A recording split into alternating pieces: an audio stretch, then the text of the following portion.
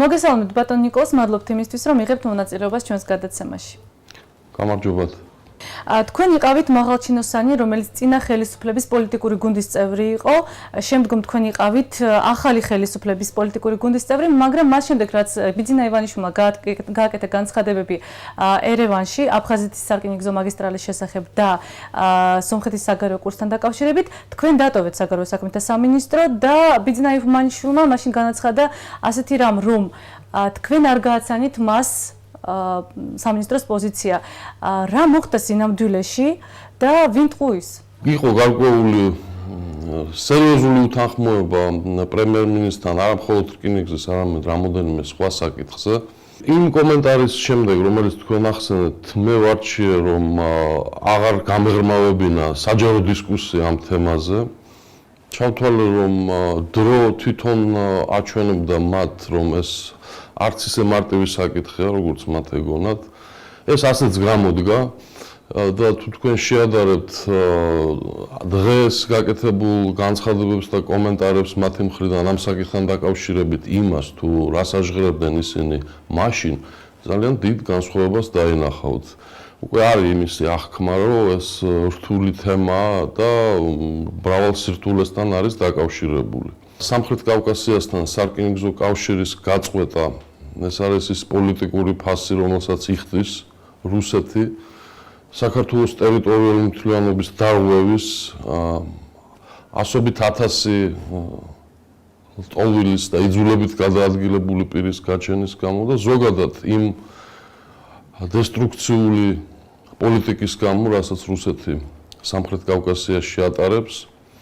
სანამ ეს მისი პოლიტიკური ვექტორი, ასეთი ნეგატიური შენარჩუნებულია, რუსეთი ამ პოლიტიკურ ფასს უნდა იხდიდეს.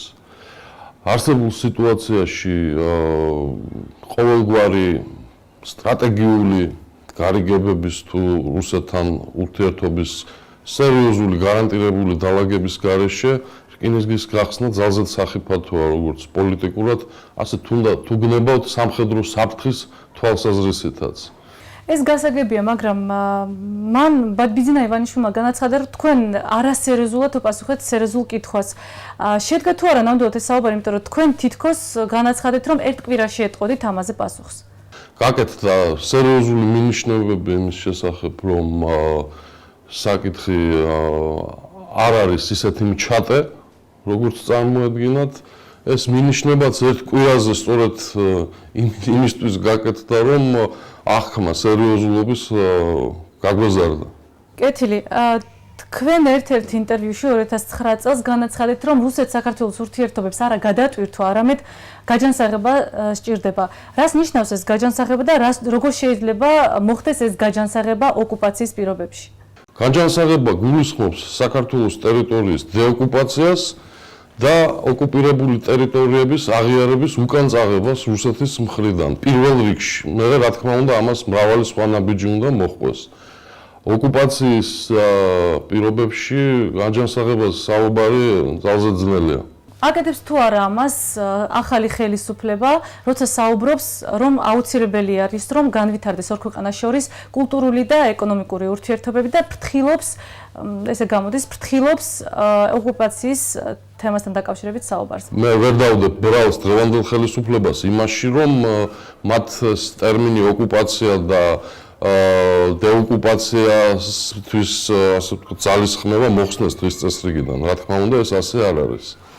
უბრალოდ ახალი ხელისუფლება გამოდის იმ თეზისით, რომ ვინაიდან ეს გასაგები მიზეზების გამო რთული და გრძელვადიანი პროცესია, შესაძლებელია სანამ ეს მოხდება იმ სფეროებში, სადაც ვთქვათ ეს შესაძლებელია, ასე თქვენ ახსენეთ, კულტურული, ეკონომიკური, სავაჭრო და ასე შემდეგ, შეძლების დაგვარად მოხდეს ურთიერთობების ნორმალიზაცია. აქ შეიძლება გარკვეული პროგრესი იქნეს მიღწეული, მაგრამ ცენტრალურ საკითხებზე, რაც არის დეოკუპაცია და ტერიტორიული მთლიანობის აღდგენა, ჩემი ხედვით ამან სერიოზული ზეგავლენა არ მგონია რომ მოახდინოს.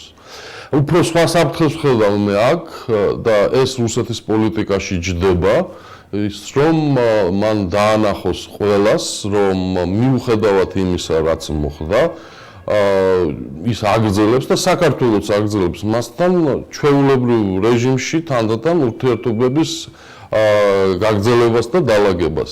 ამაში სერიოზული საფრთხე ჩემი აზრით არის. რა საფრთხე კონკრეტულად? ის რომ ყველა ნელ-ნელა შეეგუოს იმას, რომ შესაძლებელია, ასე ვთქვათ, ნორმალური ბრჭყალებში ცხოვრება და თანამშრომლობის გაგრძელება ოკუპაციის და საქართველოს ტერიტორიული მთლიანობის დარღვევის პირობებში. აქ რა თქმა უნდა არსებობს ის საფრთხე, რომ თანდათან მე მოგვიტრიალდნენ და გვითხრან, რომ თუ კი ეს შესაძლებელია, მაგრამ როგორც თვითონ ამბობენ, ამ ახალ რეალიებს საბოლოო ლეგიტიმაცია შევძინოთ. თქვენ ერისიონთან დაკავშირებით გააკეთეთ განცხადება, რომელიც სკანდალური და რეზონანსული იყო. სოჭის ოლიმპიადაზე რას ფიქრობთ, უნდა მიიღოს თუ არა მონაწილეობა საქართველოს? არ ვიცი, რატო უწოდებენ ამას სკანდალურს, ეს არის ნორმალური საქართველოს მოქალაქის ჯანსაღი რეაქცია იმ საქციელზე, რომელიც ჩემი აზრით ნორმალურ ადამიანს და თავის ქვეყნის მოქალაქეს და პატრიოტს უნდა ჰქონდეს. საქართველოს მოსახლეობის ძალიან დიდმა ნაწილმა ჩემი კომენტარის მერე აბსოლუტურად ანალოგიური პოზიცია გამოთქვა, რაც მახარებს. არის გარკვეული ნაწილი დარჩენილი, ვინც დიდ განსხვავებას ვერ ხედავს თუ რომელიც არსებობს კოლონიასა და დამოუკიდებელ სახელმწიფოს შორის. და მაინც უნდა მიიღოს თუ არა საქართველოს მონაწილეობა სოჭის ოლიმპიადაში? აქ ერთი პრობლემაა კონცერტებისგან განსხვავებით. ოლიმპიადის ბოიკოტირებამ შეიძლება კი არა ოლიმპიური კომიტეტის წესდების თანახმად გამოიწვევს საქართველოს დისკვალიფიკაციას და აქ ეს სერიოზული თემაა. მეორეა, რომ ოლიმპიადა არ არის ორმხრივ, ეს საერთაშორისო ღონისძიება, გეოგრაფიულად ის ამ შემთხვევაში ტარდება რუსეთში და გასაგებია, რომ ეს პრინციპულად სხვა საკითხია, განსხვავებით ერისიონის მიერ კრემლში გამართული კონცერტისა. კეთილი, ახალი ხელისუფლება აპირებს აგვისტოს ომის ხელახალ გამოძიებას, რამდენად საჭიროა ეს დღეს და ხომ არასხავს ეს კრემლის წისქვილზე წყალს? ხო, არ ვიცი, ძნელი სათქმელია, ეს თვითონ მოვლენათა განვითარება გვიჩვენებს ამას. პრინციპში ომის შეფასება ის საქართველოშიც და საერთაშორისო არენაზე ასე თუ ისე ჩამოყალიბდა და რა თქმა უნდა ხელახლა ქექვა ამ თემის შეიძლება გარკვეულ საფრთხებს შეიცავდეს. გააჩნია რა მიმართულებით წავა ეს პროცესი და გამოძიება. იცით რაშია საქმე, ყველანაირი დეტალი და ნიუანსი რომ გადავდოთ გვერდზე, თვითონ ფაქტები და შედეგები იმდენად მრავლის მეტყველია, რომ მან კითხვის ნიშნები არ უნდა არსებობდეს. ფაქტია, რომ საქართველოს რუსეთის საზღვრები გადალახა არა საქართველოს, არამედ რუსეთის შეერაღებულმა ძალებმა. საქართველოს ტერიტორიის ოკუპირება მოახდინას რუსეთის შეერაღებულმა ძალებმა და მასიური ეთნიკური წმენდის ახალი ტალღა განხორციელდა საქართველოს ტერიტორიაზე რუსეთის შეერაღებული ძალების მიერ. ეხლა ამ შედეგებს რა გამოძიება ჭირდება, კიდე მე არ მესმის. თუ ეხლა საქართველოს ხელისუფლება ამ გამოძიებაში კიდე დამატებითი დეტალების დადგენას აპირებს იმასთან დაკავშირებით, თუ როგორ დაიწყო ეს ომი და ასე შემდეგ, მე ვურჩევდი მათ, რომ რა თქმა უნდა, გამოიძიონ ეს ძალიან დეტალურად, ეს მეც მაინტერესებს, მაგრამ საკითხი ძალიან კომპლექსური შესწავლა უნდა. შეცდომაა და ბევრმა საერთაშორისო გამოძიებებმაც დაუშვა ეგ შეცდომა, რომ დროში კონტექსტიდან ამოგლიჯეს ეს რამოდენიმე დღე და აქედან სწავლობენ ამ საკითხს. ეს არის ძალიან ხანგრძლივი და ღრმა საკითხი და ძალიან დიდი წინა ისტორია აქვს, რომელიც უშუალოდ და მჭიდროდ არის დაკავშირებული იმ მოვლენებთან, რაც მოხდა აგვისტოში. ეს უბრალოდ დაგვირგვინება იყო მთელი იმ მოვლენებისა და თუ რა პოლიტიკას ატარებდა რუსეთი მანამდე, რომელმაც საქმე მიიყვანა, შეგნებულად მიიყვანეს აქამდე, ეს ძალიან ნათლად წარმოჩნდება და თუ ტარდება საფუძვლიანი, როგორც ამბობენ, გამოძიება, ეს უნდა იქნეს გამოძიებული პირველ რიგში. ძალიან დეტალურად უნდა იქნეს გამოძიებული მეორე მნიშვნელოვანი საკითხი. აგვისტოს ომის დროს მართალია რუსეთი იყენებს საბაბად საქართველოს მიერ სამხედრო მოქმედებების დაწყებას ცხინვალის რეგიონში და აქ გასაგებია რომ სხვადასხვა ხედვები და კამათი მიმდინარეობს, მაგრამ მე შეგახსენებთ რომ ამავე დროს რუსეთმა მიაყენა დარტყმა საქართველოს აფხაზეთში, სადაც არანაირი სამხედრო მოქმედებების და მოძრაობას ადგილი არ ჰქონია და ამ საკითხს ასე ვთქვათ ჯეროვანი გაშუქება მე მგონი არ აქვს. და ეს მეტყველებს ძალიან ბევრ რამეზე, რომ სინამდვილეში დაგეგმილი იყო მასშტაბური პროვოკაცია და შემდგომში ომი საქართველოს წინააღმდეგ, რომელიც დეტალური სამხედრო გეგმა არსებობდა, რაც გააკეთეს კიდევაც. ანუ აწყობს თუ არა დღეს რუსეთს ხელახალი გამოძიება, როგორ ფიქრობთ? იმას მეკითხებით, რუსეთის დაკვეთით თუ არ აკეთებენ ამ გამოძიებას? არ ვიცი, ვერ გეტყვით, იმედია რომ არა. მე მაინც მჯერა რომ ეს საქართველოს ხელისუფლებაა და არა სხვა რამე. კარგით, ახალი ხელისუფლების ზოგიერთი წარმომადგენელი საუბრობს იმაზე, რომ პუტინი მუდმივად არ იქნება და ოკუპაციის პრობლემაც გადაიჭრება. რამდენად რეალურია ასეთი სცენარი, როგორ ფიქრობთ? საქართველოს ოკუპაცია პირველად არ ხდება. ჯერ ეს მოხდა მე-19 საუკუნის დასაწყისში, შემდეგ 1921 წელს და ასე შემდეგ. და მაშინ არ იყო პუტინი რუსეთის სათავეში. აქ ჩვენ არ აგვაქვს საქმე მხოლოდ პიროვნებებთან, ეს არის რუსეთის იმპერიის ტრადიციული აგრესიული პოლიტიკა საქართველოს მიმართ. ანუ ხელისუფლების შეცვლა რუსეთში არაფერს არ მოიტანს, მაშინ რა უნდა გაკეთდეს დეოკუპაციისთვის? ტერიტორიული მთლიანობის აღდგენა რთული და მძიმე პროცესი არის და იქნება. და აქ მთავარი ჩვენი ესე იგი წარმატება მიღწეული უნდა იქნეს სერიოზული ძალისხმევის მობილიზაციით საერთაშორისო არენაზე ამ თვალსაზრისით, რაც მნიშვნელოვანწილად განხორციელდა კიდევაც 2008 წლის ომის შემდეგ და უნდა გაგრძელდეს რაც შეიძლება მტკიცედ ეს პოლიტიკა. ამავე დროს აუცილებელია თვითონ საქართველოს სახელმწიფოს მისი ეკონომიკის, უსაფრთხოების სტრუქტურების ყველანაირი გაგებით განმტკიცება. ძალიან დიდი შეცდომა იქნება, რომ ჩვენ რაიმე იმედები ვიქონიოთ ამ თვალსაზრისით რუსეთის ხელისუფლების ახლანდელის, მომდევნოს თუ ხელისუფალის კეთილნებაზე. ეს არ მოხდება, რა თქმა უნდა. ისინი უნდა იძულებული იქნენ გადადგან ეს ნაბიჯი და არა ასე იგი ეს არ უნდა იყოს დამოკიდებული იმაზე, მათ კეთილნებაზე და იმაზე, რომ კარგად მოიქცევით და კარგად მოგვიქცევიან. ეს იმდენად ისაც ცოტა რამე გაეგება პოლიტიკაში, მით უმეტეს რუსეთთან მიმართებაში ძალიან მიამიტური მიდგომა.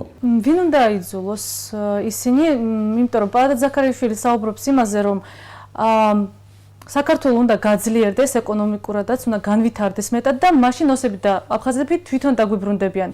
რამდენად რეალურია ესეთი მიდგომა და გავშვებს თუ არა ხელიდან რუსეთი ჩვენს ტერიტორიებს, როცა ძალიან ბევრი მილიარდია ჩადებული აქ და მისი ბაზები დგას ჩვენს ტერიტორიაზე.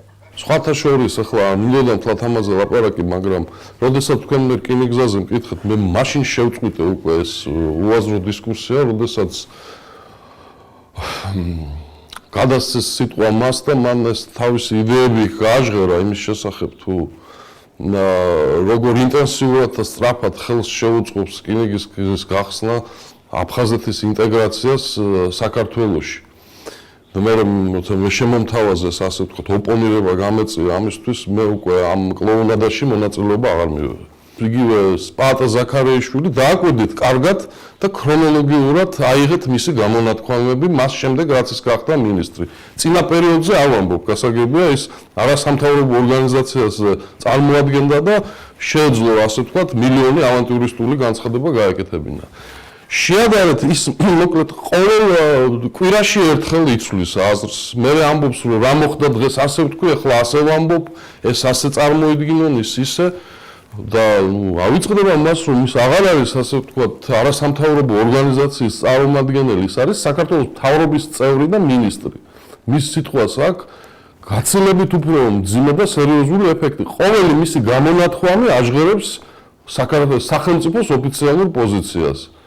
და ამიტომ იცით მე თქვენ რომ მის სიტყვების კომენტირებას მთხოვთ, მე უკვე არც კი ვიცი რომელ სიტყვებს გავუკეთო კომენტირება, მას იმდენი რამე აქვს ნათქვამი და ისე მნიშვნელოვნად განსხვავებული ერთმანეთისგან და მომავალშიც კიდე იტყვის და მილიონჯერ შეეცვლის თავის აზრს, რომ მე არ ვიცი უკვე რა ვილაპარაკო. ერთი რამე შემიძლია ვთქვა, რომ მე მგონი არც კი ღირს სერიოზულად კომენტირება მისი გამონათქვამების. დღეს პარლამენტი განიხილავს ცვლილებებს კანონში ოკუპირებული ტერიტორიების შესახებ. მაინტერესებს, რას ნიშნავს ეს საქართველოსთვის და ხომ არ ვასრულებთ ჩვენ რუსეთის დაკვეთას, იმიტომ რომ დიმიტრი როგოზინმა განაცხადა, რომ კარგი იქნებოდა თუ კი ახალი ხელისუფლება ამ კანონს საერთოდ გააუქმებს. ჩვენ კი ვარბილებთ ამ ეტაპზე. როგოზინებს და მისნაირებს თუ უსმენთ, მისთვის ახლა თუ კარგი იქნებოდა არა მხოლოდ ის, რომ ეს კანონი არ ყოფილიყო, გაცილებით უკეთესი და ბედნიერი იქნებოდა მისთვის და ის ბედნიერი იქნებოდა თუ კი საქართველოს როგორც დამოუკიდებელი სახელმწიფო საერთოდ არ იარსებობს. და საბოლოო მიზანი ეგაა.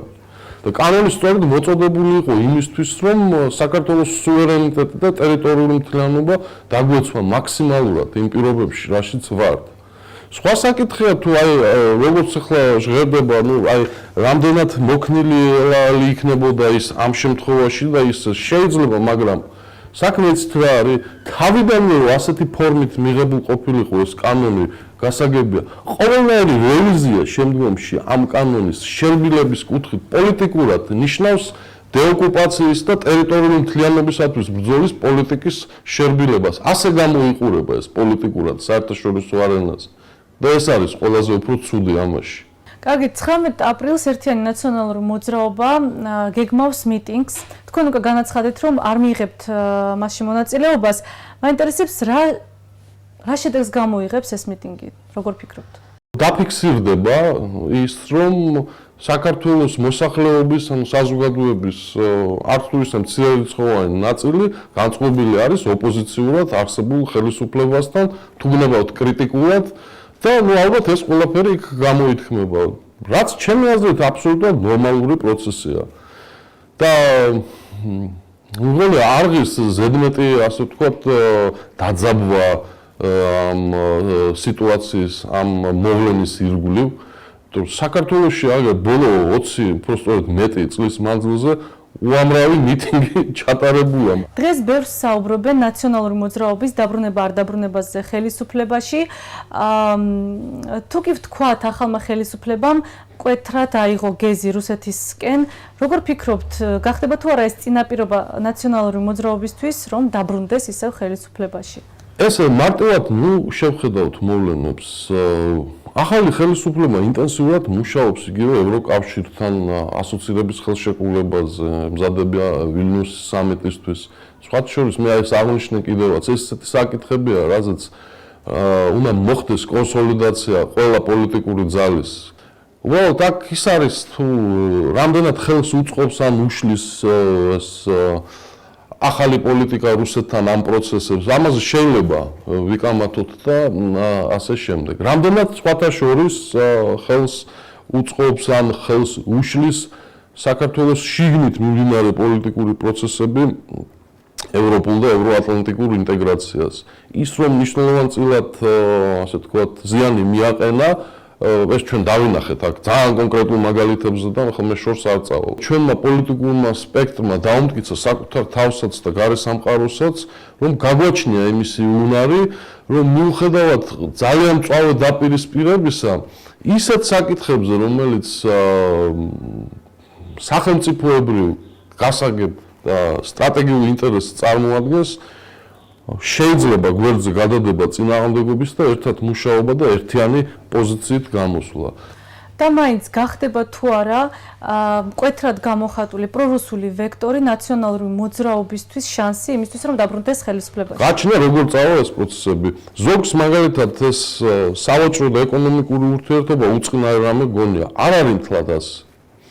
არ არის და იმიტომ რომ ოფიციალურად აქვს და ეს სტრატეგიულ დოკუმენტებშიც გაცხადებული რუსეთს, რომ მათ ესე იგი ეკონომიკა, ენერგეტიკა და ასე შემდეგ უნდა გამოიყენონ საკუთარი პოლიტიკური გავლენის გასაძლიერებლად მსოფლიოში. და რა თქმა უნდა, პირველ რიგში ეს მის სამეზობლოს ეხება და მის ყოფილ კოლონიებს.